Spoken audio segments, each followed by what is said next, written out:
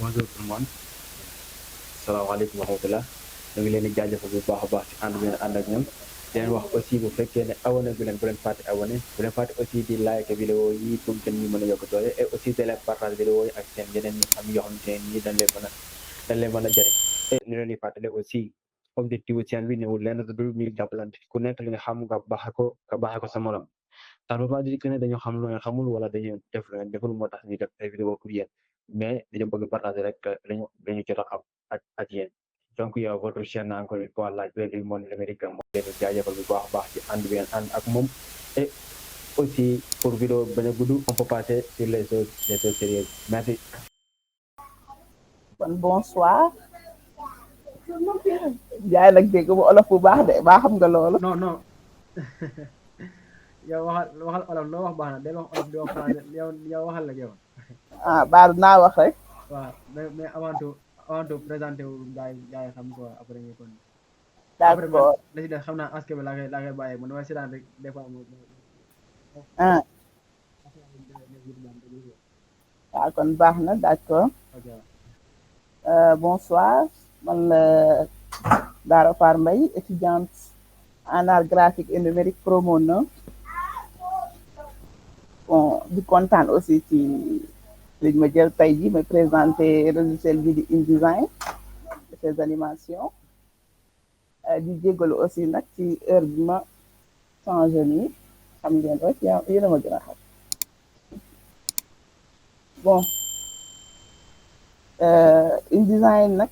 dafa nekk logiciel boo xamante ne ci suite Adobe la bokk. Bañ koy concevoir nag ñëpp xam nañ ni pour yombalal numérique yi création yi ak design yi pour ki gën a yombalal designer yi daal bon moom ak Photoshop Illustrator seen différence bariwul noonu mais dañ ko gën a taamu nag ci mise en page professionnelle dañ ko utiliser pour créer ay magazines livres flyers brochures interactifs logiciel bi nag moo nekk nii am nañu fichier d'abord édition page texte objet tableau affichage fenêtre aide léegi pour création pour créer page document wala boo bëgg rek foog nga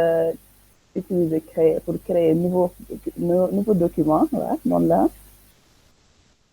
wala ouvrir moom boo ko déggee rek c'est parce que am nga document bu existé ba pare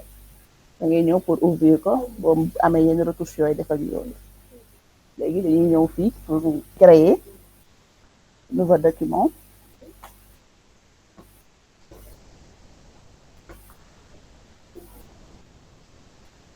bu ñu ñëwee fii nag ñu koy waxatee détail paramètres prédéfinis yëpp moo ngi nii donc pour dafa am impression am web am mobile récent ça veut dire que récemment document yi ñu utilisé enregistré mooy moom la ba tey yi ñu déjà ndax boo utilisé benn rek c'est déjà enregistré donc soo amee impression booy def dañuy ñëw fii impression A4 am na lettre légale lépp rek ku xaw a am tuuti connaissance ci Photoshop Illustrator dina gis ni amul presque différence ndax lu am fii rek presque yëpp même principe bi la mais fii am na bu ñu weesoo ci largeur hauteur yi ak unité de mesure yi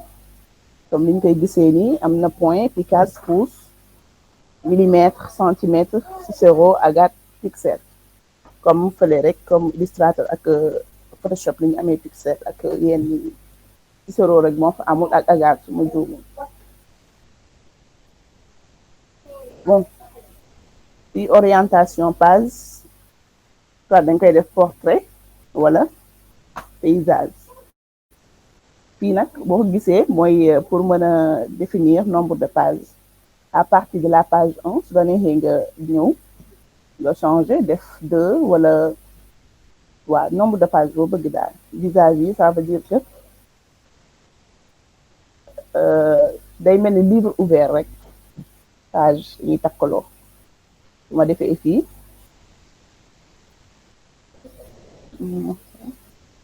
deux à partir de la page 1 su ma ko ouvrir après di ngeen gis aperçu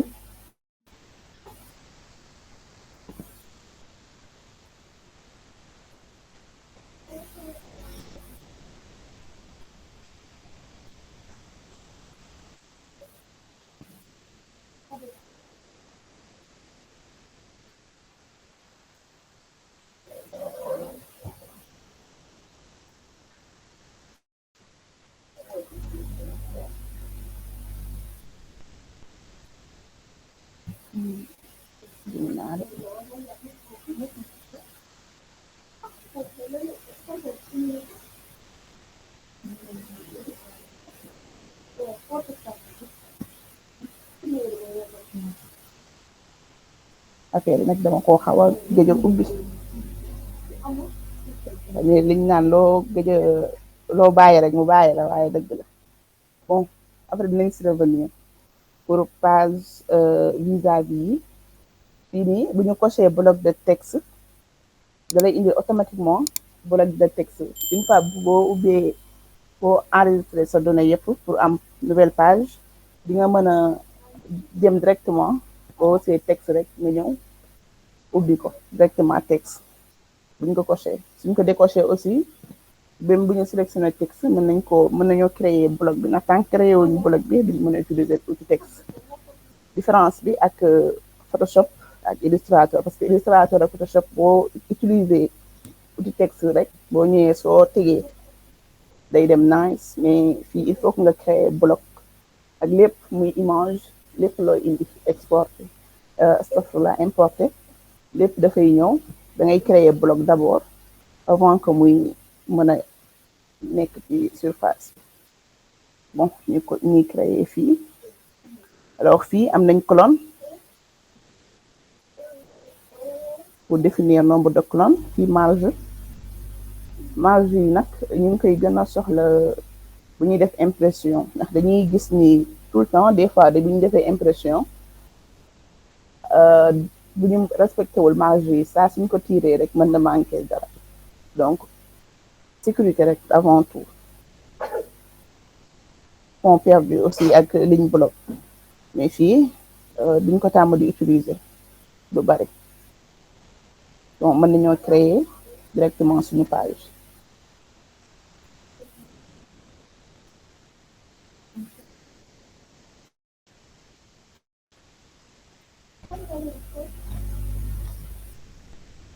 interface yi ñu lay présenté woo des fois nag bi ñuy doog a installé logiciel yi day am quelques différences mais comme que ñu tàmm di utiliser des fois lu bari mën na bañ a présenté wu mais après ci paramètres yi dañ koy utiliser am nañ fichier édition page texte objet tableau affichage fenêtre et page aussi am na fii comme ni ma ko doon waxee rek pour page yi yow yaay définir nombre de page boo soxla ñu bëggoon dolli fii créer beneen page mu nekk page 2 day ñëw nekk page 2 ko defee dañuy am 2 pages ñëw dolli 3 4 waaye def 4 pages bon vis-à-vis lii moo tax ñu naan vis-à-vis page vis-à-vis fii nii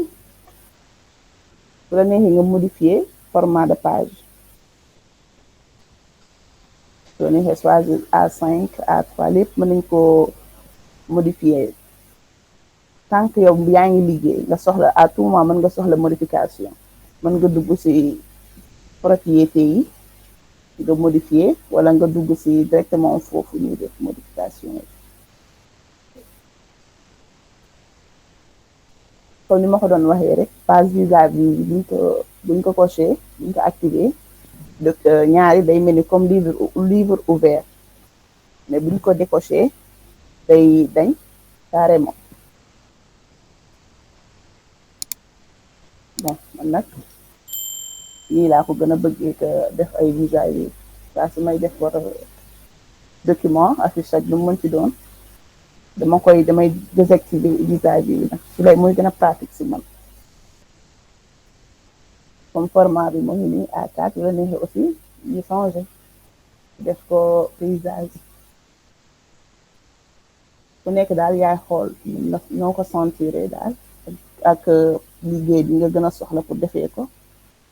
war nga yokk say page wala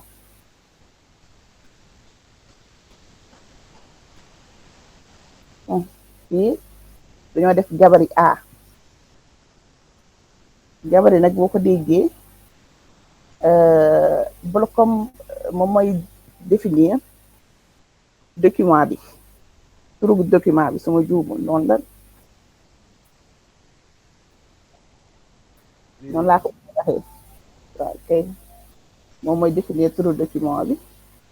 léegi mën nañu aussi am plusieurs documents en même temps mën nañ ko liggéeyee mais suñu demee directement gabari day permettre ñu mën a utiliser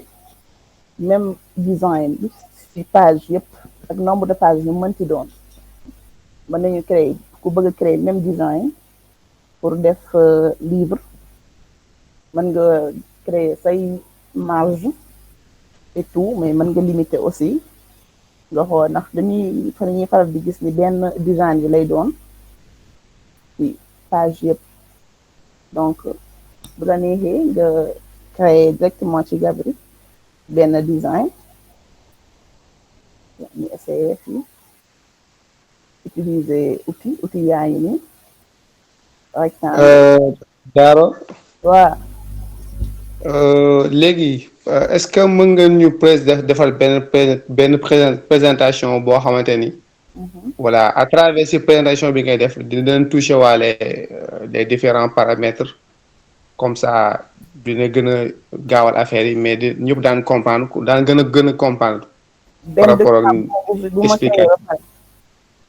waaw boo defee ba pare nga wan ñu ko ñu gis que après nga kii ko fi nga travail ko fii nii par rapport ak texte bi nan lañ koy indee nan lañuy tegee image bi ak yooyu noonu comme ça dana gën a yombal explication bi. d'accord ñu gën a yomb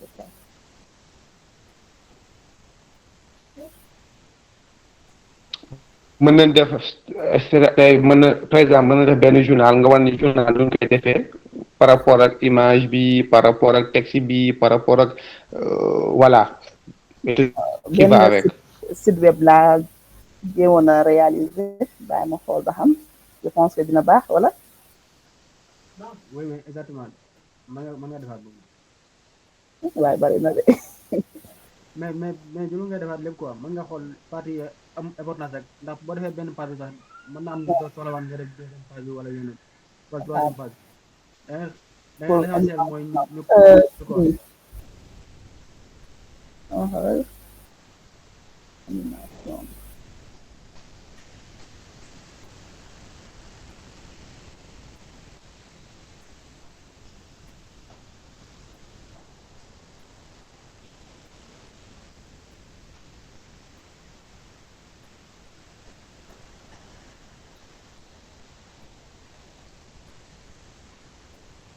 bi benn kii la woon document bu ñu doon présenté mu nekkoon nu mu tuddati sax cahier de charge benn site web bu ñu créé woon HTML CSS ñu defoon cahier de charge bi man maa jëloon kii bi defaree ko fi directement def nañ ni waaye bii amul animation ñaata temps la jëlal ak source d'inspiration bi fu mu jóge xalaat rek xam nga rek as question yow da ngay xaar ba teew quoi as question yi bàyyi ma expliqué non bu koy pande ko bi quoi xalaat rek laa def daal di créer design bi ñëw teg directement di copier coller texte bi moom na ñëw copier coller rek ñëw teg moo gën a gaaw léegi ma nga àggale explication cours bi comme ça buñu paree nga bu fekkee am nga ay design yu bëgg wan affaire yu noonu nga wan ñëw quoi après gars yi commentaire si ñuy commentaire mais instant yi daa bëgg gars yi nekk ay pro quoi gars yi ñu suivre. léegi mën naa utiliser bi comme exemplaire. waaw bu leen lu la neex yow instant yi yaay li wax rek yaay gérer de yow yaay pro bi instant yi nii lu la neex de. moo gën a simple te xam nga bee dafa bari image image damay xool sa yoroti naa ko. mais gars yi ku comprendre rek après mën nga wax ku comprendre. waaw dina ak jaar aussi bu fekkee explication yi dafa gaaw ak yooyu. d'accord. maa ngi wax rek.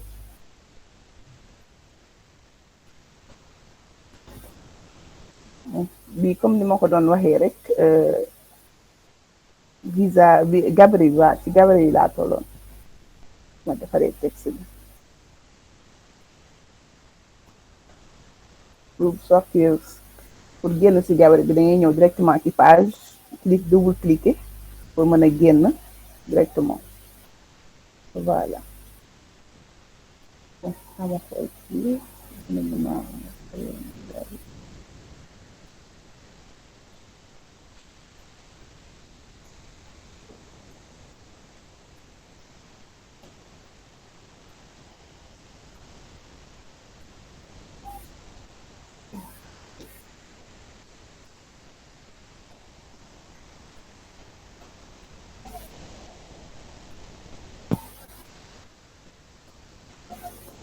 dañuy ñëw fii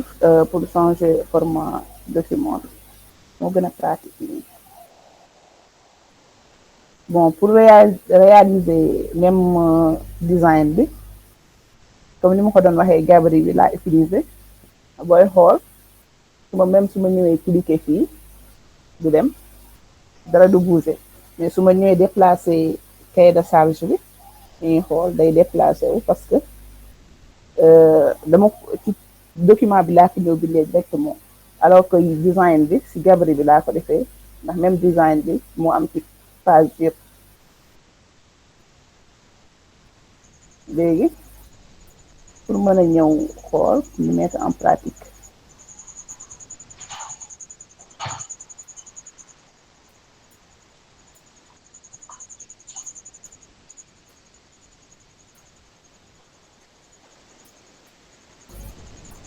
maa ngi utiliser outil rectangle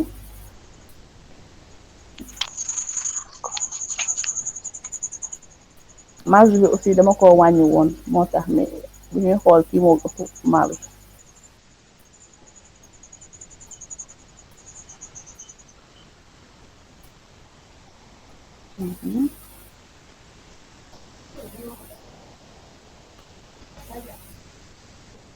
pour changer couleur bi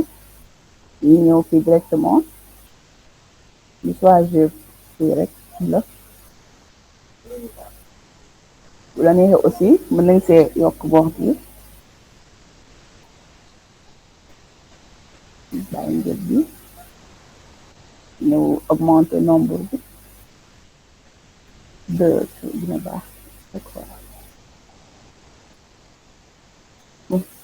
ñëw fii nag comme ni ma ko doon waxee bloc de texte bi ñëw sélectionné woon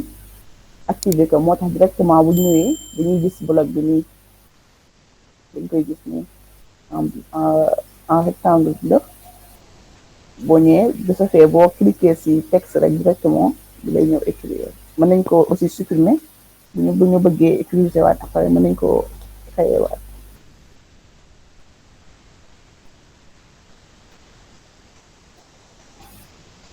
bu la neexee aussi yaa aussi jël forme bu la neex nga ñëw créer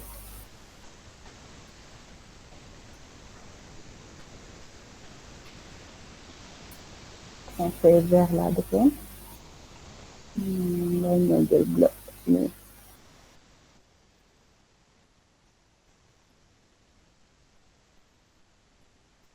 ñu éliminer bord contour yi ñu éliminer contour yi léegi nii ngay am avant ça aussi créé woon naa benn rectangle encore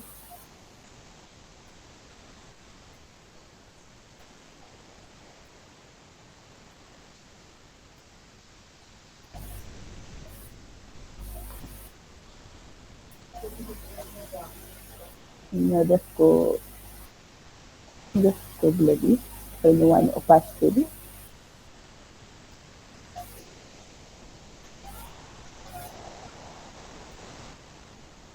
te mu gën a tuuti clair rek bon lii la ñuy mujj am on peut aussi augmenter la taille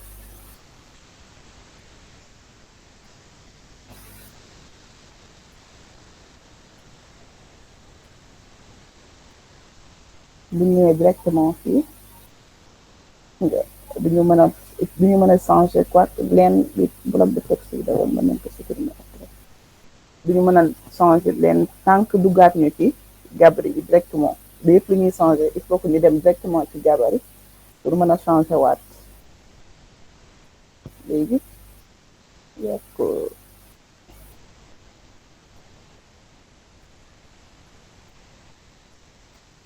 ah ça c'est pratique de bu fekkee ne da ngay defar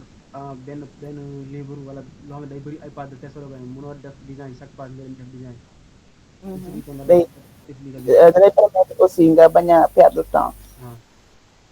parce que léegi kii yi même logiciel yi bees ñuy mujjee génne yëpp dañuy def dafay pratique de telle sorte bi nga xam ni di nga mën a yow liggéey si temps boo xamante ne dafay limité sans que nga am benn problème man moom InDesign bi laay gën di utiliser parce que c'est plus pratique mën nga si def pour créer ay magasin et tout lépp loo bëgg rek flyers carte visite lépp mën nga ko ci travailler directement donc fii nii mën nañoo utiliser texte texte pour ñëw bind Daara waa yaa benn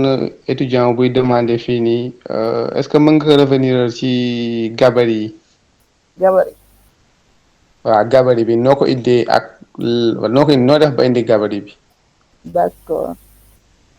bon man moom dama tàmm di utiliser logiciel bi pour mu gën a pratique damay ñëw damaa teg outil yëpp fii page quelque yëpp mais buñ koy pour indi ko mën nañu dem fenêtre lépp moo ngi foofu yëpp man mi ngi foofu da ngay ñëw directement nga daal di ñëw indi ko teg man moom lépp mi ngi fi ma teg contour yëpp propriété yi ma soxla animation objet de taille yëpp ñu fii mais ku bëgg rek mën nañ day bu ko gisul ci page bi directement mën na ñëw fii bu ñëwee directement su bësee rek dina ko mën a indi fii directement moom yow yaa procédure bi comme ça procédure bi quoi comme création gabarit bi nga doon def sànq da bëgg la comprendre def moom waaw maa ngi si ñëw kay pour que mu mën a xam kii bi xam nga mën na bañ a xam page bi fu mu nekk et tout léegi bu ñu indee page bi da ngay ñëw directement nga bës page dangay gis fii sans gis fii gabarit A ñoo def ci A def gabarit léegi il faut da ngay ñëw double cliquer ci document bi ñu def gabarit gis nga bu ñu double cliquer di nga mën a ñëw nga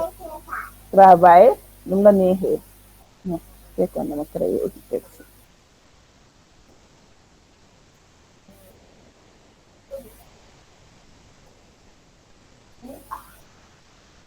mooy nii booy ñëw mën nga déplacer xool créer say forme yaay xool noo ko tegee rek après pour nga mën a génn ci gabarit bi directement da ngay ñëw nga cliquer ci page 1 bi double cliquer ci page 1 bi pour que nga mën a génn léegi laaj ko comprendre na est-ce que gaaw j'espère que Pa Assane Gueye Pa Assane est-ce que comprendre wala am nga fekk am na lu leer ndaw waxaat alors mën nga continuer bu fekkee réagi na après dinaa la toog ci incha allah d'accord donc ñaa ngi woon ci texte bi outil texte comme sànq bloc ni ma ko doon waxee bloc de texte bu ñu sélectionné woon pour ak yéete mooy nii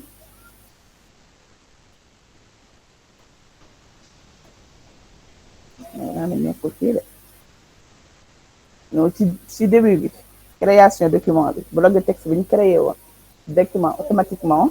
day ñëw affiché moom laa doon supprimer sànq moo nekk nii bu la neexee da ngay ñëw directement boo utiliser outil texte da ngay ñëw cliquer directement fii mu ñëw léegi comme page 2 bi supprimé wu ma woon bloc bi moo tax su ma ñëwee directement su ma cliquer ci bloc bi dafay indi texte bi mais fii utiliser outil texte bi comme niñ ko tàmm di gisee ci Illustrator ak Photoshop bu ñëwee da ngay cliquer rek mu indil la mais fii il faut que nga créer d'abord bloc bi comme nii da ngay ñëw bu la neexee directement nga yokk sa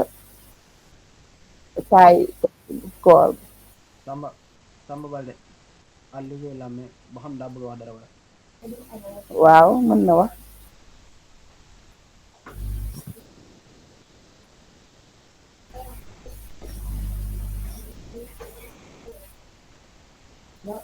continuer dafa mel ne erreur la xam na. ah d'accord donc bu la neexee ñu augmenter taille texte bi boo ko augmenter yaay xool ci directement mën nga ko augmenter wala ñu ñëw bés directement changer nombre dañ def ko 200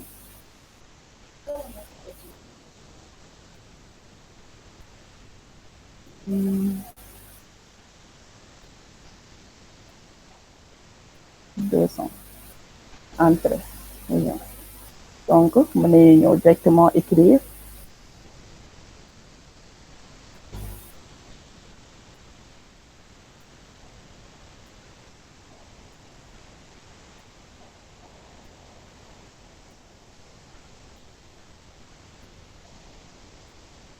okay.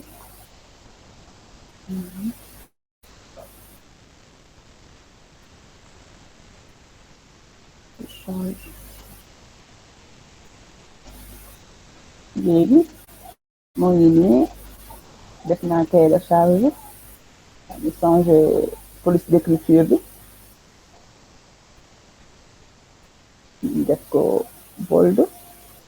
augmenter aussi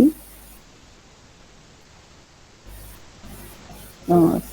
ma xool sànq augmenter kon sànq échelle bi laa augmenter waaw échelle bi laa augmenter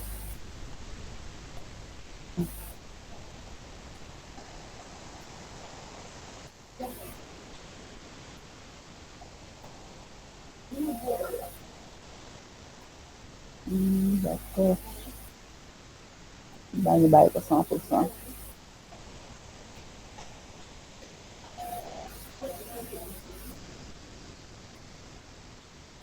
fii pour police corps bi ñëw augmenter ko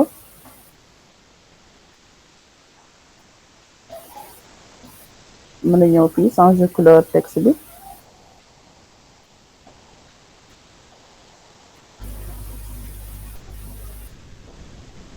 yoo neexee aussi mën nañ cee def couleur yokk il faut ñu sélectionner ko d'abord ñëw loo def contour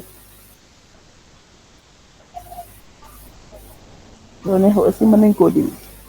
dangay xool rek ku nekk ak ni mu ko bëggee mais man je préfère non léegi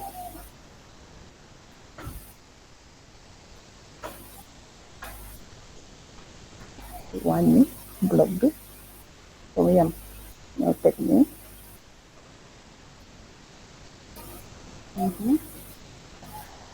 bu la neexee aussi mën nañoo def bloc bi mu am couleur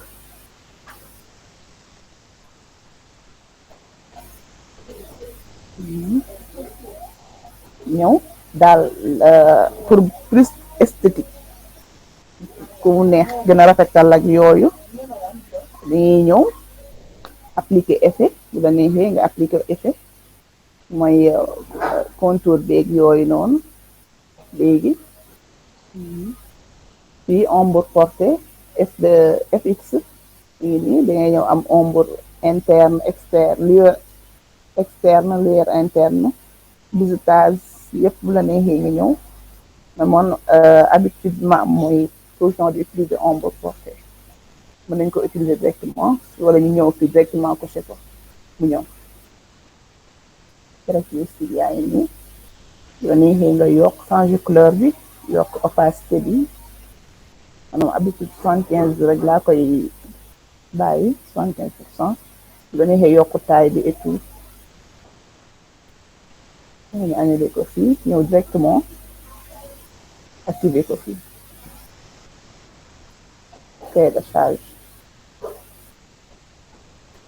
léegi ñu xool am nañ première page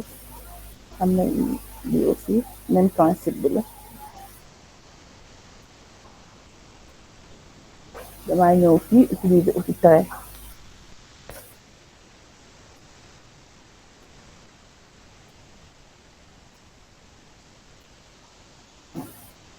outil trait directement mën nga ko defee nii wala nga ñëw yokk ko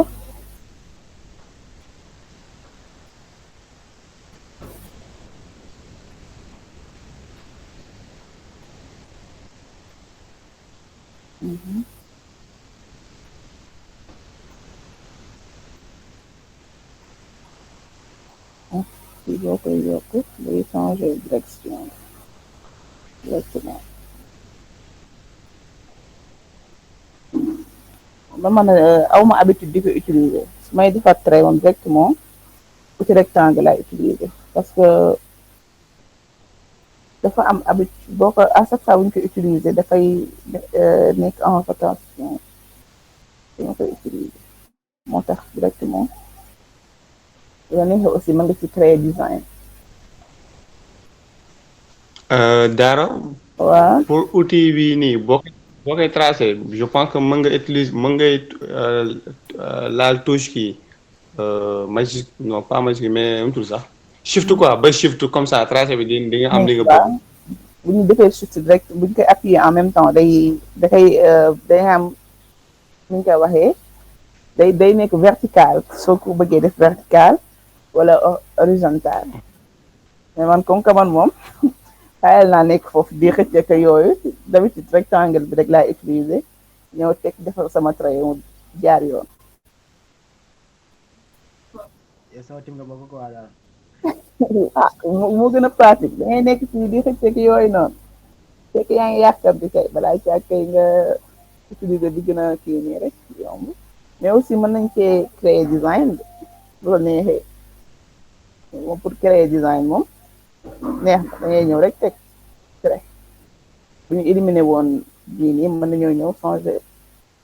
orientation bi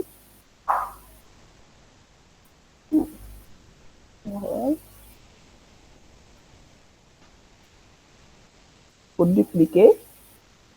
alt directement dupliquer dañ koy ñu koy waxee sax clic maintien laay déplacé wu mu dem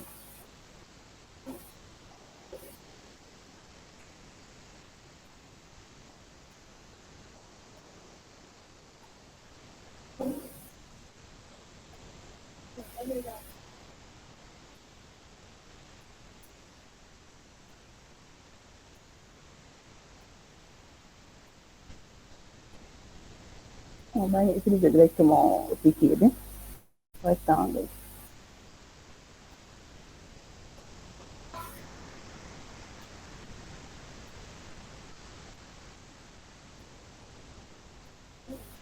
couleur bleu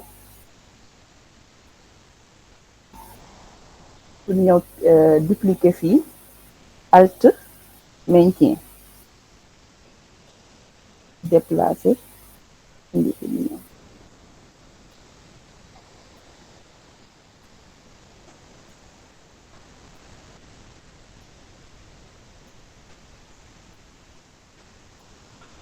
effacer texte bi def ci biir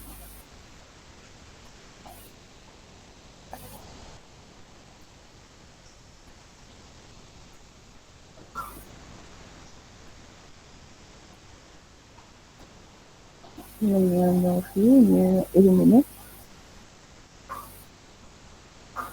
ombre bi ak couleur de fond bi directement éliminer rek diminuer aussi valeur bi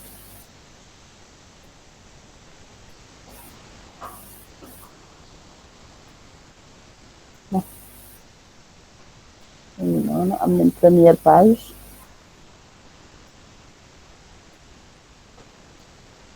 léegi buñ ñëwee suñ deuxième page logo lañ ci def bii logo bi dañuy ñëw créer bloc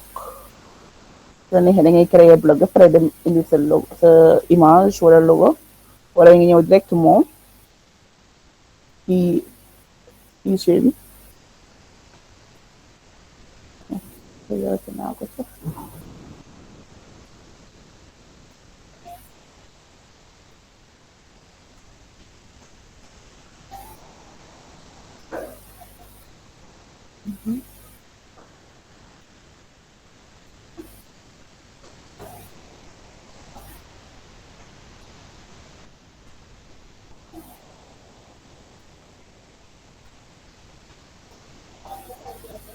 ñëw fii deuxième page bloc de texte mën nañ ko supprimer après mën nañ ko indiwaat suñu bëggee léegi fii nii aussi buñ neexee pour créer bloc bi pour indi image logo ak lépp loo bëgg indi boo créer sa bloc ba pare mu ngi ñëw indi teg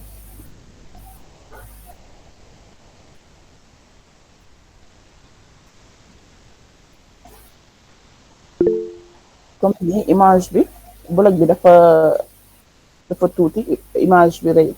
donc mën nga ñëw manuellement su la neexee nga réduire ko mais day jël temps. Daaro. oui. Zakaria dafa bëgg intervenir. waaw mën na taal micro. Zakaria bismillah. kon dama bëggoon xam quoi bu fekkee mën nga indi logo bi sans nga créer bloc bi quoi. oui c'est possible. ah ok merci beaucoup. mën nga ko indi sans créer bloc bi. ngay ouvrir sa fichier rek directement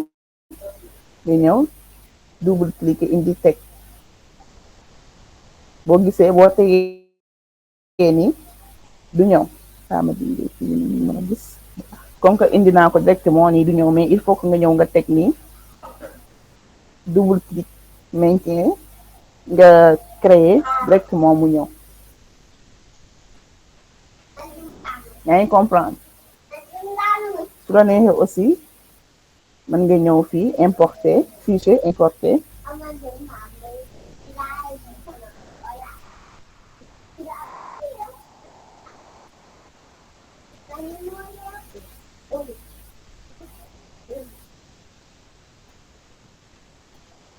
importer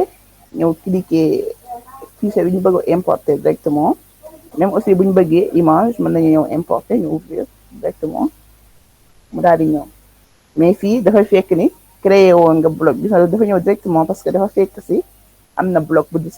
bu nekk fii à chaque fois bu ñu gisee bloc bi directement soo importer dafay ñëw directement si bloc bi mi ngi ni éliminé na waa cos bi si nekkoon ñëw indi directement image pour éviter ko nag ngay créer directement sa bloc mooy gën a pratique mais di gën a yomb ñëw maintenir glisser ko directement daay tracer sa taille bi ni nga ko bëggee directement mu ñëw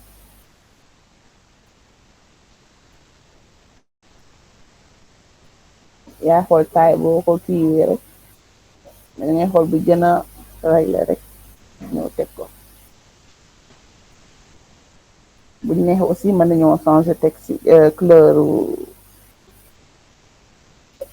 waa cos bi indi ko fii mu nekk arrière plan bi même principe de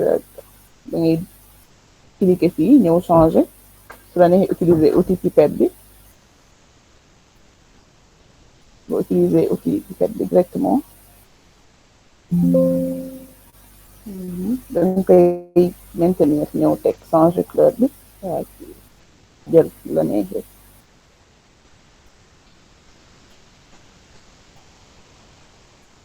léegi fii nag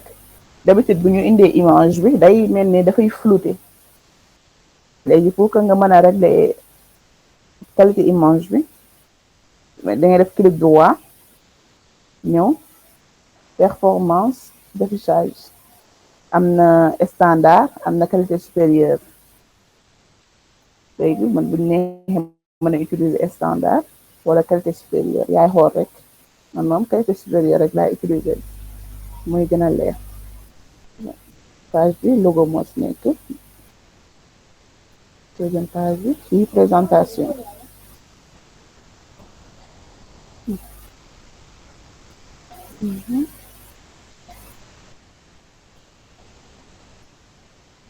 même principe ñëw texte créer bloc non trois bi am na bloc ba pare ñu yokk koor bi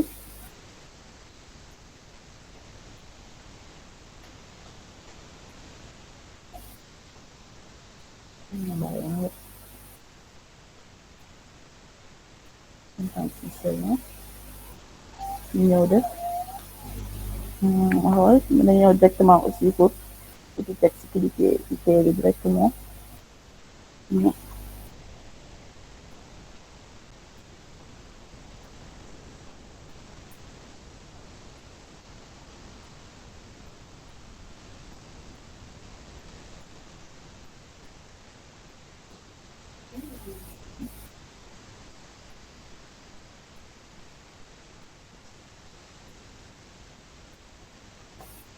présentation ñëw réguler blog bi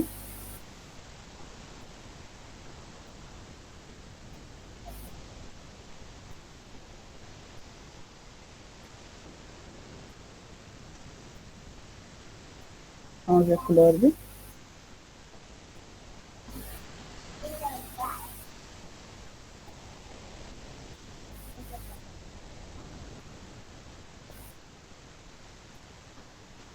bu la neexee aussi police d'écriture bi dañ ko changer dañ koy changer pour def ko même police d'écriture dañuy gis des fois da ngay gis benn affiche boo xamante ne dañ ciy def fukki police d'écriture ñu def leen neex genre njaay gi yaa ngi tooñ de. non des fois dañuy déconné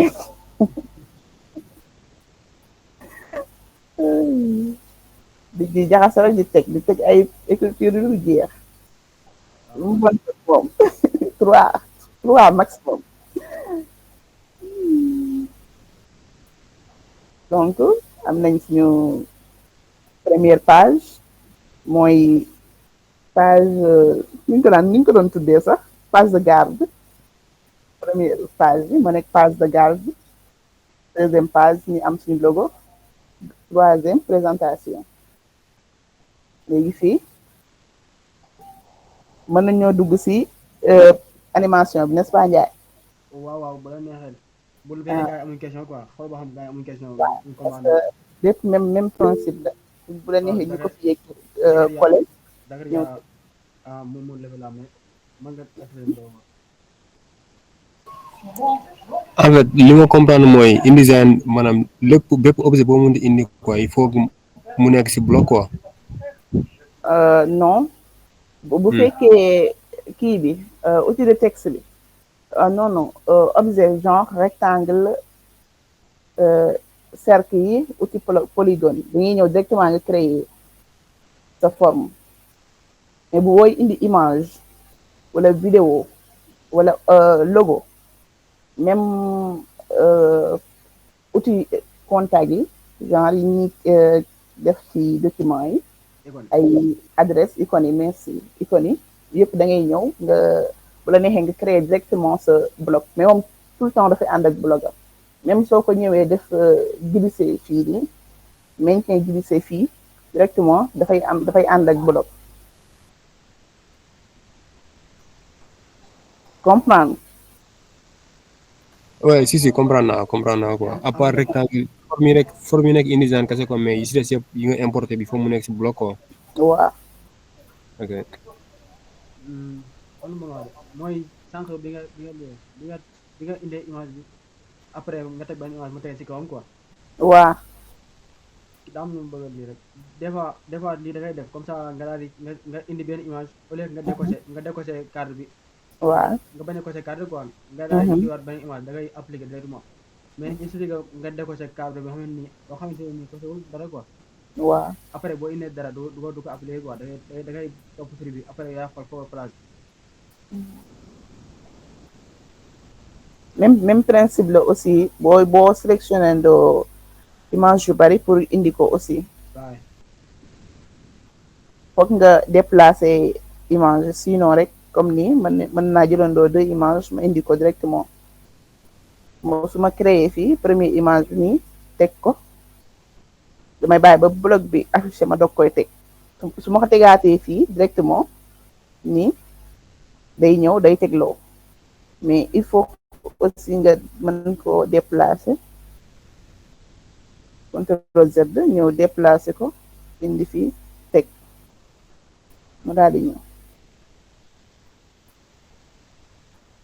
ñu koy éviter aussi di ci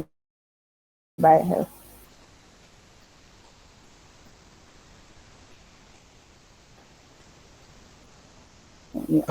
Daara y avait am na Sambel waaw Daara yaa may dégg ah waaw maa lay dégg waa waaw Sambel moom nouveau waaw Sambel ne nouveau la ci groupe bi ci filière bi donc du coup moom logiciel bi nii exeegu fi donc boo ko mënee defal benn une toute petite résumé rek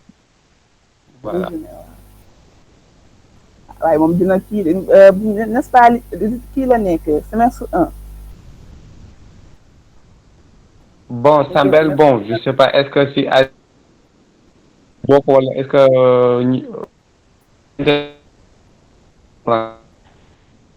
bu dee semestre 1 dafa mel ni biñ laalaguñ InDesign bi n'est-ce pas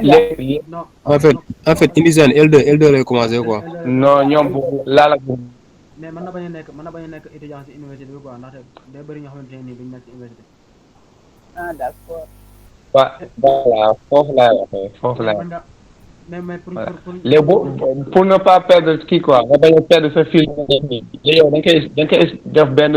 expliquer lan mooy utilité logiciel rek si lu gàtt rek après mën nga continuer. d'accord donc InDesign logiciel de mise en page professionnelle la bu ñuy permettre pour que ñu mën di créer livre magazine flyers brochure comme Photoshop ak Illustrator rek mën nga créer sa flyers ak yooyu noonu dafay brochure bu dee pour logo moom ñëpp xam nañu Illustrator moo gën a pratique pour ñu créer logo mais bu nekkee InDesign moo gën a pratique pour mën a créer ay livre magazine flyers am na aussi am nga possibilité def ay documents interactifs bu nga gisee mooy site web bi ñuy créer page yi bu ñu duggee comme si ni ñu koy waxee bu dee ñu xool ban page web mooy animé sax comme exemple seen kii yi nekk seen application seen téléphone la nga cliquer léegi mu daal yóbbu ci mu tijji application bi directement waa kay directement pour changer page ak yooyu noonu wala beneen inscription en ligne rek quoi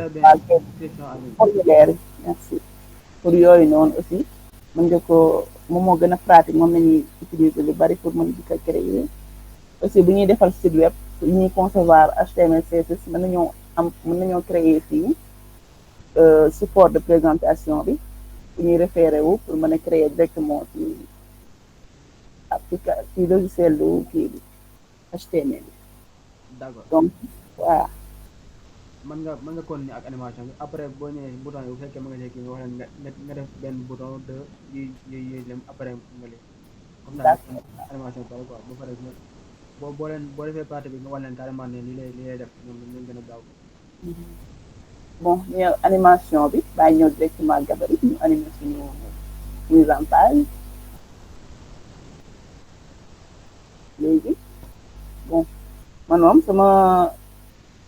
outil animation ñu ngi fii directement mais ku ko gisul rek mën nga ñëw fenêtre ñëw directement objet interactif ñëw animation mu andil la ko ñu ngi nii rectangle tuuti léegi pour animation bi dafa laaj procédure bu ñuy respecté pour que nga mën a am objet bi comme ni nga ko bëggee animation d'abord da nga boo sélectionné sa objet comme nii dangay ñëw nga appliquer animation prédéfinie yaay xool bu la neex apparition disparition fondu en entrée fondu en sortie ñu ngi nii bari na ay ñu koy wax option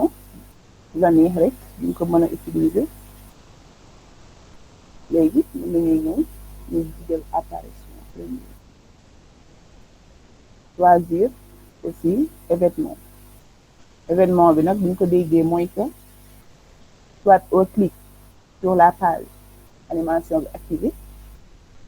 wala au clic automatiquement boo diggee au clic rek mu ñëw au survol bu ñu defee nii rek genre survolé souris bi rek mu ñëw donc mën nañ def au chargement de la page di bàyyi ko foofu pour ñu ñëw aussi ñu yokk durée bi maa ngi bàyyi ko une seconde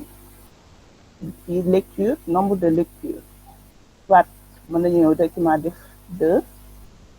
boo defee day dem deux fois wala mu ñëw en boucle mais ñu bàyyi ko ñu ko bàyyi un rek fii nii vitesse soit dañ lay accélérer wala mu nañ koy waxee décélération ak yaa xool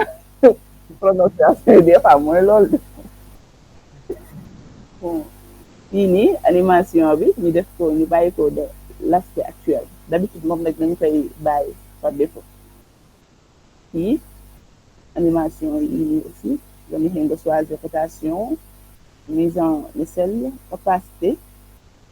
wala nga masqué ko animation bi ba tant que da nga koy masqué tant que animation bi heure bi jotul du affiché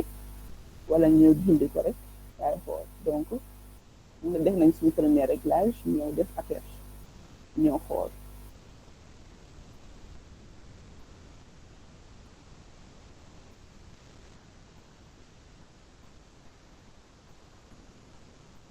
ñu fii ñëw def lecture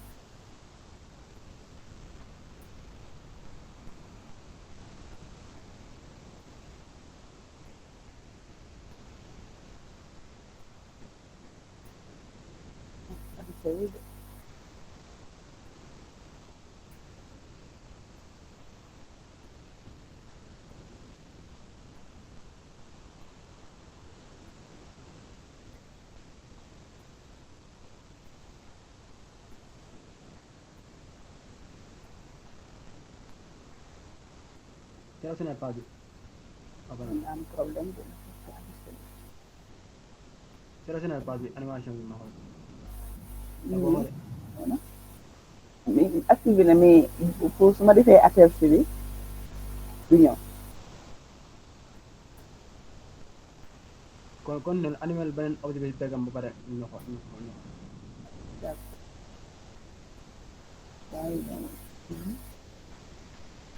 en plus est-ce que nekkul li nga nekk ci biir gabar bi affaire yooyu noonu moo tax daa mel ni kay xaaral ma génne gabar bi xool ko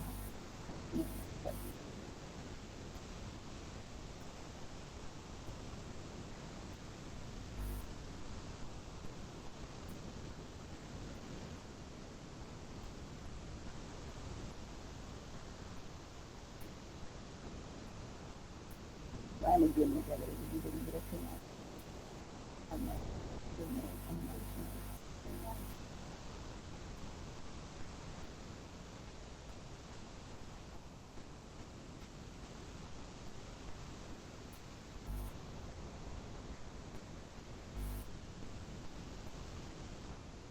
bàyyi ñëw directement ñu animé ñu fekk ñu xool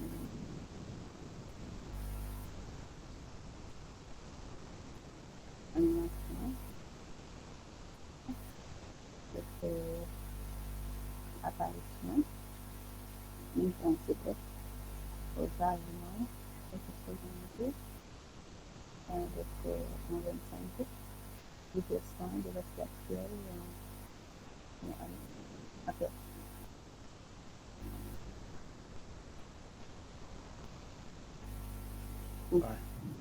ñëw na waaw léegi pour animation bi ni lay ñëwee saa soo defee lecture apparition lañ jël looloo tax directement dafay nekk et après da ngay au changement de la page bi ñu jël moo tax directement suñu chargé page bi day def apparition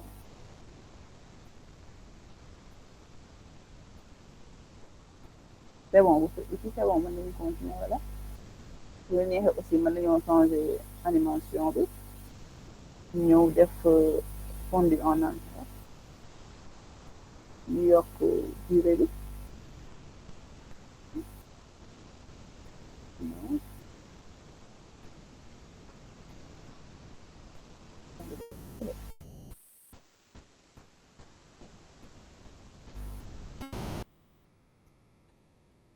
c'est bon ah c'est bon ah c'est bon pour moi là yéen jaay wax kon gars yi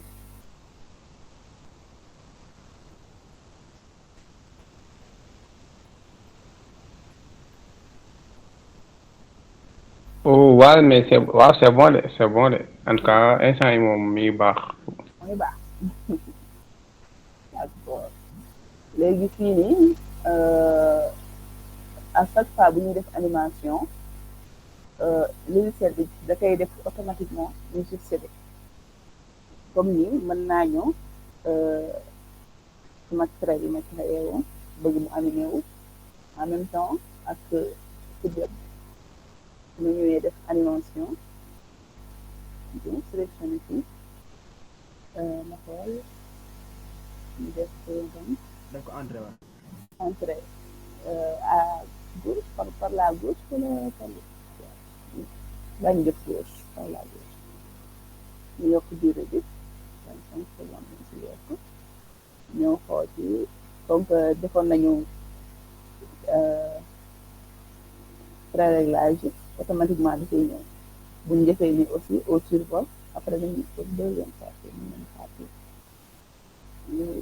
directement affaire bi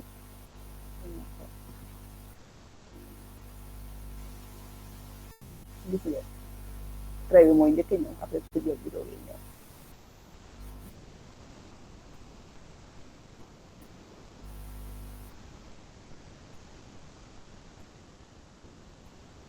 ñu gën a pratique bu la neexee aussi di nga mën a sélectionné loolu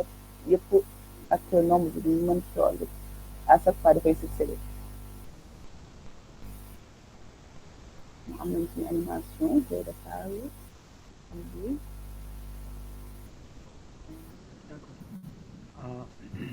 après nga boo fàtte waaye wanaale bu comment fonctionner bu d'accord léegi bàyyi ma ñëw ci jël bouton comme ça ñu mën a dem page suivante léegi bi ñu créé bouton mën nañoo ñëw jël suñu forme ñu ñëw jël rectangle def fii suñu rectangle bu ndaw wala aussi mën nañu utiliser outil plume de créer sa forme bu la mais outil plume mën nañ baa nga jël plume comme ça li ñu gën a mën a kii nii léegi jëlee plume ñu ñëw créer sa forme bu la neex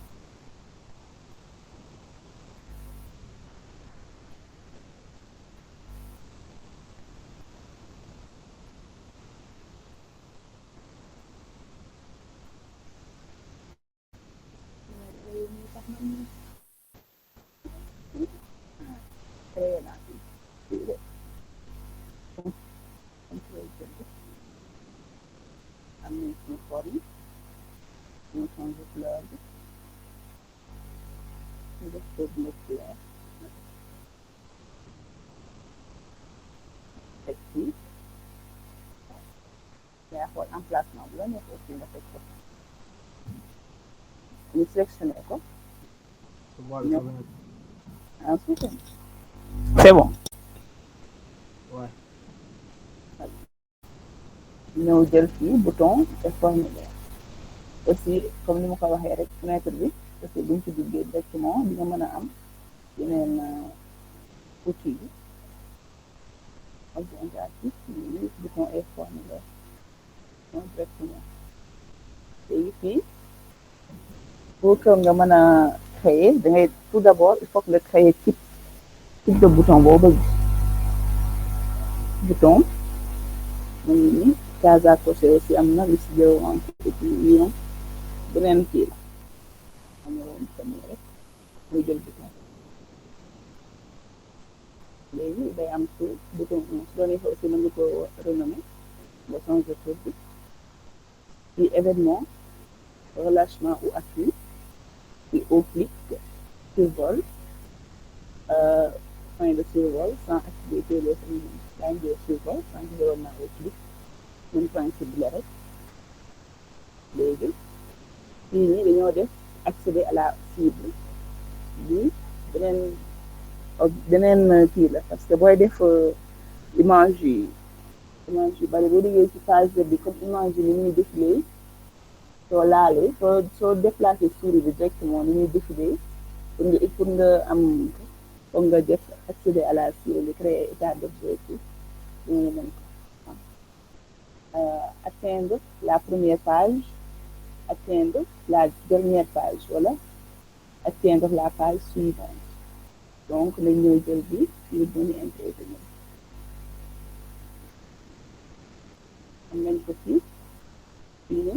bu la neexee taay bi rek dañuy changé su la neexee wala ñu bàyyi ko ci par défaut lu nekk du zoom ci normal ñuy wax survol nag yii nii moom a ci gën a neex ah da est-ce que direction bi est-ce que la def clic après survol bi nga changé couleur bi ah alors kon bàyyi ma def au clic ñu changé à chaque fois bu ñu changé événement bi rek il faut que ñu ñëw defaat daal di ñu jëloon def au clic mooy noonu def ko normal léegi ñu ñëw laal survol wala ñu bàyyi survol ba si kanam non kon ba defal voilà d'accord léegi survol bi fii dañuy ñëw changé ñu def ko bordure contour ñu ñëw def ko bleu bi yokk def ko deux ñuy dindi fii fond au clic ñu ñëw bàyyi waat ko comme ni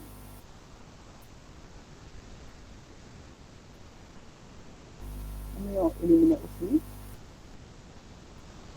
au clic ñu dindi contour léegi mën nañu ñëw fii clic bi pour mu lii pour mu boo ko cliquer gars yi xam carrément clic nga est-ce que doo def clic bi couleur vert wala beneen couleur bu différent d'accord léegi normal day am bleu bi survol mu dindi fond bi def contour léegi au clic comme bàyyi ma def ko vert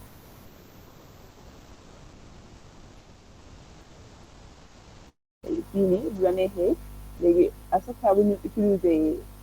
lii bi yëpp dañ koy delloowaat normal pour mën a am lu ñu bëgg donc masquer jusqu'au déclenchement bu neexee ñu masquer ko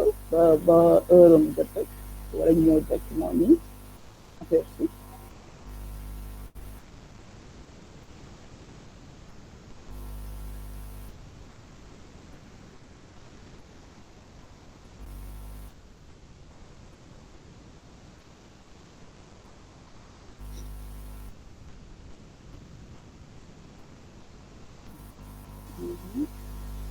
ñu bouton léegi moo ngi nii au survol comme ni ñu ko waxee woon rek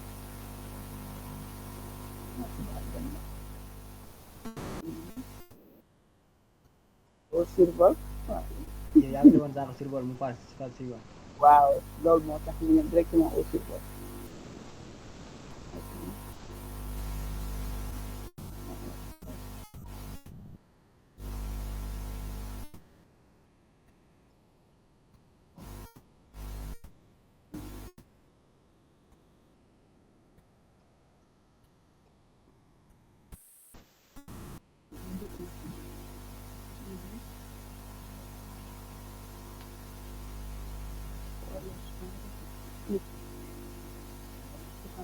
ci clip bi.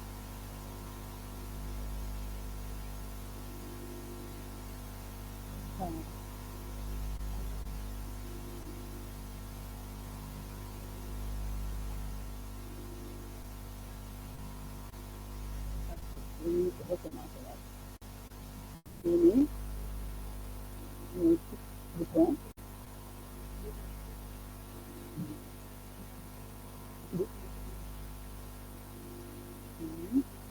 atteindre la page suivante copier la woon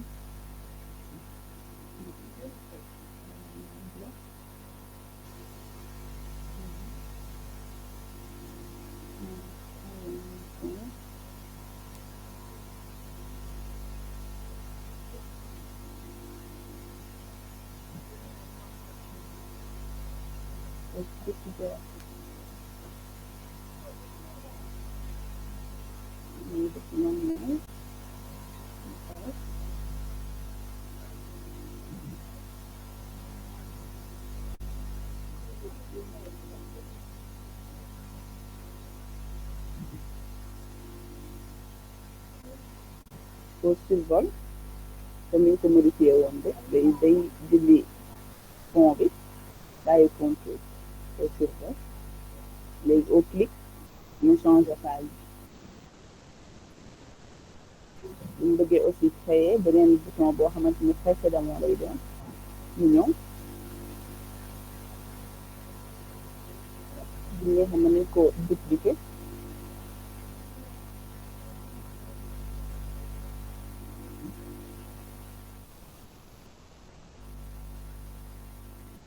wala ñu copier coller rek léegi ñu ñëw fii mooy bouton ñu effacer atteindre la page suivante nga day supprimer les styles d'action sélectionnés def OK. Écoutez, c'est bon. Waaw léegi bu ñu supprimer script d'action bi à chaque fois tant que amul script d'action doo mën a créer comme ni nga bëgg a créer soit nga animer ko mu atteindre la page suivante wala précédente donc précédente la ñuy def ñoo créer fii amoon nañu réglage yi yëpp dañ ko ciy bàyyi donc dañ ko dupliquer correctement yi ñëw fii ñu daal di defaat lecture pour mën koo réinitialiser mu ñëw bu ñëwee fii au clic ñëwaat au clic mu delluwaat ci page bi nekkoon. C'est bon, vous avez compris. Oui, c'est bon. Mais aussi man mu préciser ne à la place de forme bi nii mën na nekk lu nekk en plus mën na nekk image mën na nekk leneen comme forme bi ñu ngay utiliser comme bouton exemple image nga cliquer benn image mu yóbbu la si beneen page quoi. C'est bon, Ndiaye. comme exemple icône comme genre icône benn icône nga cliquer si mu yóbbu la si benn. Oui, daal c'est bon de. wala genre comme genre yooyu quoi. ñëpp comprendre nañ daal principe. waaw je pense que parce que bon comme gars yi dugalaguñu wala bokk demandé wuñu question ça veut dire kon leer na quoi. léegi bu fekkee am nañu question.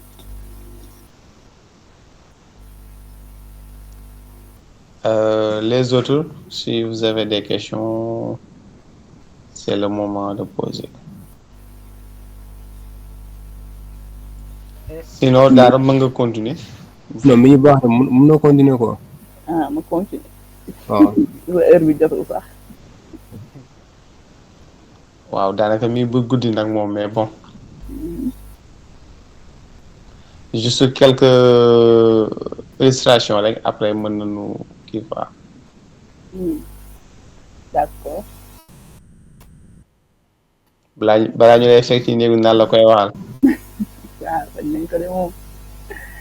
moom fay ñëw ubbi document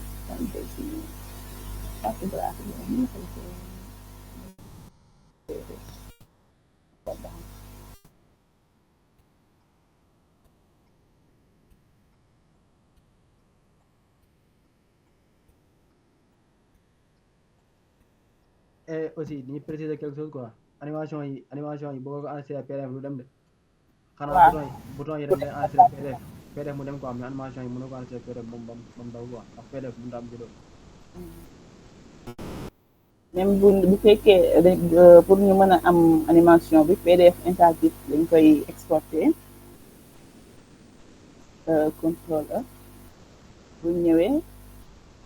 bouton yi même bu ñu defoon animation pour image bi comme ni muy ñëwee et tout bouton bi rek mooy ñëw à chaque fois bu ñu ko defee léegi bu ñëwee fii PDF interactif dañ koy liggéey ko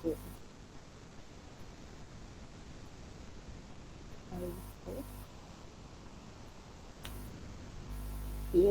préréglage bi nii la tous les pages au format page blanche par défaut du document transition de page du document ñu ngi koy bàyyi ñu exporté directement les couleurs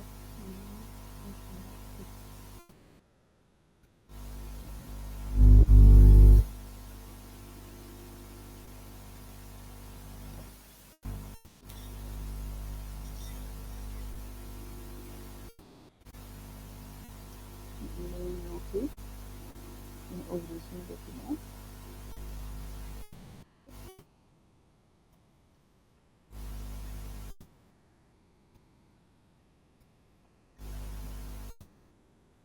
comme sànq animation bi ñu defoon cahier de charge bi gis nga boo gisee nga xam ne ñëw parce que amul tànk bu fekkee mag la mag directement dina ñëw parce que dañ ko cee intégré mais bu dee suñu machine yi boo ñëwee directement am na aussi logiciel bu ñu koy ubbi n'est-ce pas Ndiaye logiciel bu koy ubbi si maa ngi rappelé quoi suñu téere yi quoi profit daf ñu proposé Adobe Digital Editor la wax foofu lañu ko doon liiree quoi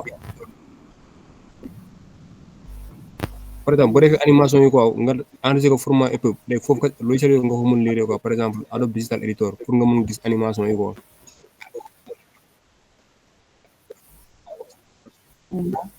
fii yooyu lañ koy mën ubbi fii moom bouton rek mooy fonctionné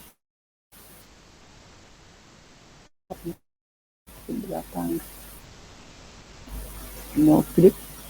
léegi deuxième page moom bouton yi kese ñooy fonctionné léegi illustration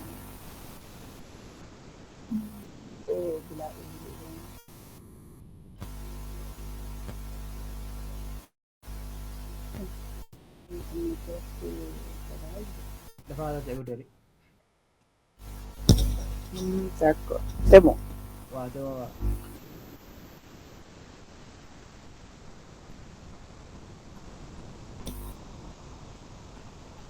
fii téere bu ñu doon def pour CV la woon waaye ma def animation comme ça pour mën ko bi animation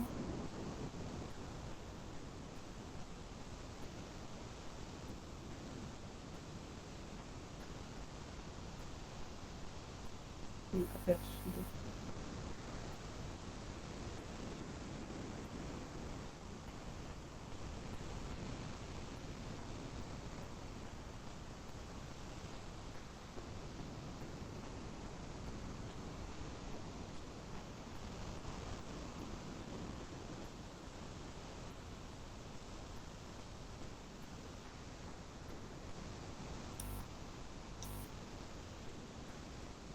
daa xaw a yéex nag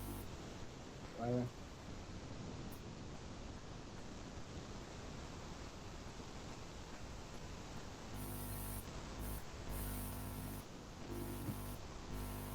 et daara ñu lay remercier waat encore une fois ñoo ko bokk yom da ciy baax des fois ñu ñëw partager waaw nu muy demee ne waaw muy noonu donc ñun moom am nañu sens nga xam ni xaw nañoo terminé laay wax sax bon animation bi laa defoon pour sama CV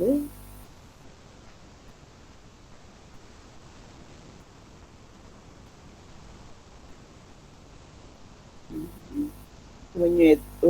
au survol dafay changer comme page bi ni ma ko doon waxee sànq mais ni dama wàññi opacité bi mais bouton rek laa def mais dama wàññi opacité bi de telle sorte que de soo déplacer curseur bi nekk au survol dafay changer page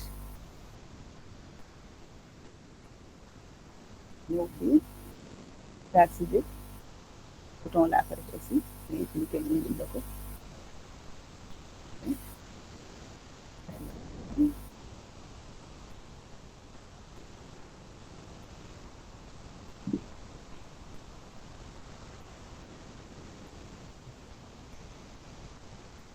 bu ñeexee dellu fii état bi ñu bouton yi ñu diwaat ñu fii bu ñeexee aussi ñëw directement ma demee état bi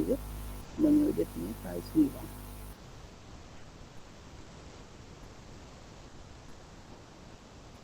à chaque fois bouton bi nekk fii akay laa koy def ma neexee def ko directement su ma neexee ñëw suivant moo jaxase rek yaa fi ne waaw man kay mosuma fee ne jaxase daal xam naa ne mën naa ko yow expérience professionnelle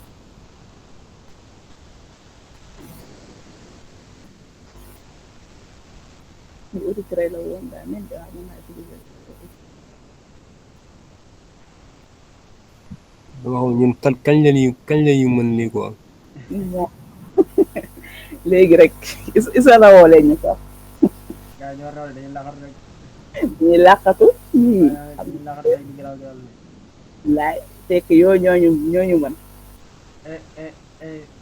aussi tamit lii nii lu jafe la quoi nga gis jigéen boo xamante ne nii dafa engagé di def comme ni surtout ñu pare pour partager printemps quoi ah ñoo ko nekkul ñoom nekkul ñoom ñoo ko mën a def yàlla may bon ñëpp la gars yi ñoo fi de ci graphique yu ma gis rek réaliser la woon dama def ko fii wan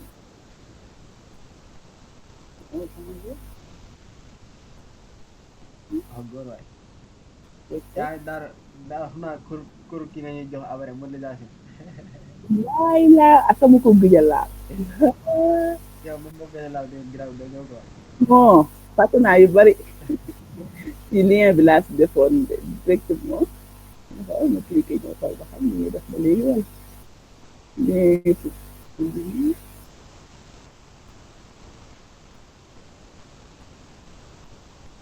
vidéo kan la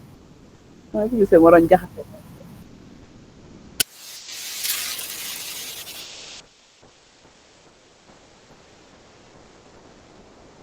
waaw yaa daax laaxatu ñëpp yow tamit bon làqatu ba de daax laaxatu ñëpp doon jaxase rek waaw yow yaa ñu mën yow rek xamee ni vraiment jël vidéo yi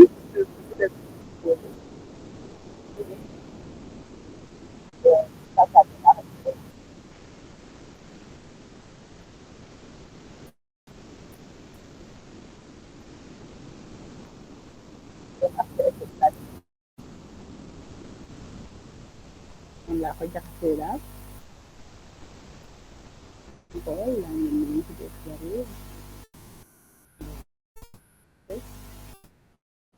loolu yi ma jaxasee woon tamit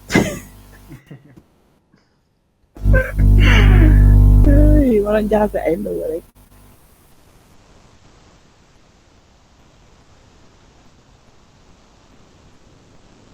amin jeex na de 10 pages de woon waaw jeex na de manière générale daal nii la fa demee nii la fa demee waaw kay d'accord gars yi comme bu fekkee am na lu nga ci wax enquête gars yi noonu bu fekkee am na lu ngeen bëgg a wax ñu wax ko après En tout cas,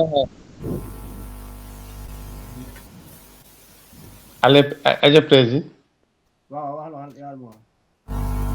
Ouais, mais c'est juste pour saluer le travail de Carol Def.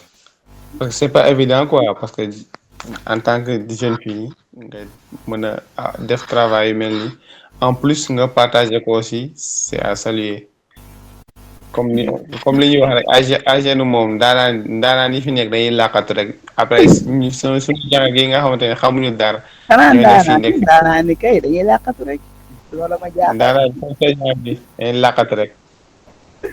non ñoom jaay yi dañoo war a jox de war nañoo jox leçon yi de. en tout cas c'est magnifique et que voilà ñun ñi di ansi sax genre yi gëñ nañ ko gis gëñ nañ ko def. donc yéen ñu raw yéen moom macha allah. et aussi ñu lay remercier waat encore une fois. xam nga jigéen ak nu mu occupé xam nga. dëgg la. nga rayante ko nii ñëw toog pour jox ñu sa séddale pour partager ak ñun sa connaissance. loolu beneen affaire la ko. bu leen neexoon ñi dañoo am jot quoi xaaral wala boog. avec li dafa am fu may jaar fii. voilà président. en fait li Anskebe wax rek saluer travail bi quoi vraiment c'est intéressant quoi di wax merci beaucoup encore quoi. je vous en prie.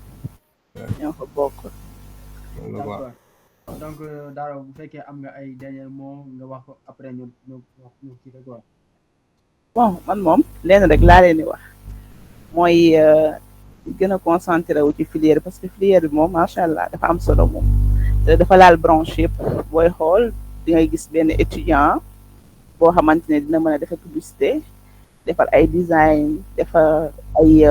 motion design aussi loolu yëpp concentration ak pratique moo ko koy may parce que loo gis mu dem rek dafa fekk ni passion d'abord dafay am passion léegi passion boobu nag moo lay jàppale pour que nga mën a di rayante chaque jour pour mën avancer aussi bu leen xaar tuteur yi si leen tuteur yi bu leen di xaar moom mooy loolu ndax parce que ñoom base dañ lay jox li ci des yëpp yow yaa koy dem chercher ji YouTube yaa ngi fi étudiants yi enseignants yi ñi ngi fi problème bu leen mënti am rek boo leen xoolee ci YouTube bi gisoo leen boo leen ñëwee directement ndax mën nañ ko aussi joxe mën nañ ko partager parce que ñëpp benn lañ comme que même filière bi la ak ñoo bokk li ñu bëgg difficulté boo leen mënti am rek koo leen interpellé ci enseignants yi dinañ la mën a jàppale aussi ngeen di def seeni TD dinañ ci taxaw bu baax parce que délai yi ñuy joxe dafay court te ku romb délai bi bu ñu joxe TD bi aussi buñ ko rendre duñ ko corriger bu ko defee day andi beneen problème ngeen di nekk di wër rattrapage yooyu day metti donc duma mën a wax rek en un mot que filière bi moom dafa pratique lépp pratique la donc da ngeen di gën a concentré wu rek di pratiquer loo leen def cours ba leen jàng tey balaa ngeen tëddaat pratiquer leen ko ngeen xool yoo leen di comprendre aussi même boo leen ko posé tuteur bi moom dina si mën a revenir sans problème di remercier waat Ndiaye ak Ans ci dalal bi ma dalal fii tey kontaan naa yaa ko moom léegi yaa ko fa am. da wax sa mbokk jigéen yi laaxatu quoi laaxatu maa ni suñu mbokk jigéen yi. xanaa ñu génn rek nag ndax looy gis rek ci jigéen lañ ci gën a taamu. waaye moo tax tey li jigéen laa dama seet teg sama bakkan te bii moom jigéen moo koy def. kon depuis bi mu commencé góor rek kay def. waaw góor rek ñoom ñoo koy def jigéen ñi ko si wax muy def fii nii di jaay doom moom. te xoola booy xool ñoom ñoo ñu gën a taxaw de. danaa booy xool ñoo leen gën a taxaw de day si bon boobu. man mii man kay bokkuma si gisoo damay taxale rek yaa ma gën a xam. waaw war nañ cee góorgóorlu bu baax nag ñu mën cee ràññee jigéen ñi parce que ñoom ñoo ci ëpp kii daal te nit ñi moom lañ gën a ñu ngi koy waxee sax ñaan réew mi léegi jigéen ñi ñoo koy yor kon war nañoo taxaw bu baax si loolu. ah waaw jigéen ñi ñoo koy yori loolu kay moom jarul sax nit yi wax ñu taxaw jéemal bu baax rek góorgóorlu.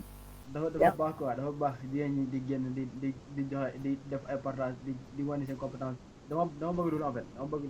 bëgg jigéen ñi di wan góor ñi ne ñun ñi yéen dina fi nekkee nii ñoo leen taxule ñu ko en fait. parce que waaw góorgóorlu am ñoo bokk même cours yi ñu def ñoo bokk lépp li ñu def waaw mën a ëppal dara quoi ça veut dire bu góor ñi defee benn tuto jigéen ñi mën nañu taxaw ne damay def benn tuto waaw dañu xaw a ragal des fois yenn kii te alors que ne amul dara loo xamante ne nii lu ñu war a ragal la en fait partage connaissance dong la boo lee ta danga ci partage si li waa ji waxoon rek la meilleure façon ba xamante ni moom war a jàngee moom mooy ngay partage li nga xam quoi moom mooy ngay jàngale waaw parce que li ngay jàngale si ngay jàng war yow tamit te en plus day permettre yow tamit da nga dem ba benn instant da ngay bloqué wu ñi ngay jàngal sax mën nañ la débolé wala bu fekkee ñoom bala débolé wuñ la après da nga mën a permettre nga dem def erreur sa xam ne yow mi am na loo manqué woon quoi mais le fait que nga toog sa rokk yow kese doo partagé wala dara da ngay limité wu en fait da ngay limité wu li nga bëgg war a xam lépp mënoo koo xam damay wax sama gars yi lu bëri ma bi naa ma njaay da ngaa taxaw njaay da ngaa ay damay wax man sama différence ak yeneen gars yi loolu dong la daanaka dama bëgg di partagé te en plus chaque jour damay bëgg di war lu bees partagé loolu moo tax may gën a avancé xam nekkul ne dama nekkul da ngay ëpp xel nit ñi wala da nga gën a def nanga wala da nga ëpp opportunité wala da nga ëpp jot non parce que boo amee partagé ak yeneen gars yi rek da lay permettre da lay pousser ngay gën a def recherche loolu rek la quoi dëgg la kay moom te moo gën a pratique pour mën a jàng parce que ngay gis li tax ñu bokk classe aussi tax en plus de ni ñu koy waxee compétence dafa am différence léegi pour que nga mën a am tuuti ndimbal il faut que ngay partager ndax affaire yi donnant la même professeur tuteur loolu la ñuy wax dañuy def cours bi si yàgg ngay gis benn étudiant bu joxe benn texte sujet wala kii rek lien nga xam ni mu ne la carrément lii nii merci parce que lii xaw ma ko woo dinaa si bàyyi xel ndax lépp donnant la donc bu ñu basé wu ci parce que kii moo ñuy jàngal wala kii moo ñu jiite ba tax na yaakaar nañ ni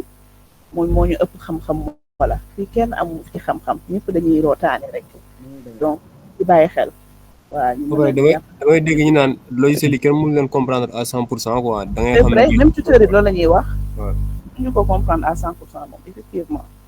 ku nekk ak li ngay ku nekk ak temps bi nga koy may nga jël si li nga kii quoi merci loolu la moo tax ki ci am 30 minutes chaque jour ak ki ci am 1 heure temps chaque jour mënuñoo wax bokk waaw mënuñoo bokk moom ki ci France ak ki ci xamante ne nii day toog nii pour kii kese mënuñoo bokk mënul demee quoi man sama naat bi nga xam ni gëj naa koo ubbi lool tey laa ko ubbi waat d'accord kon ñu def noonu gars yi d'accord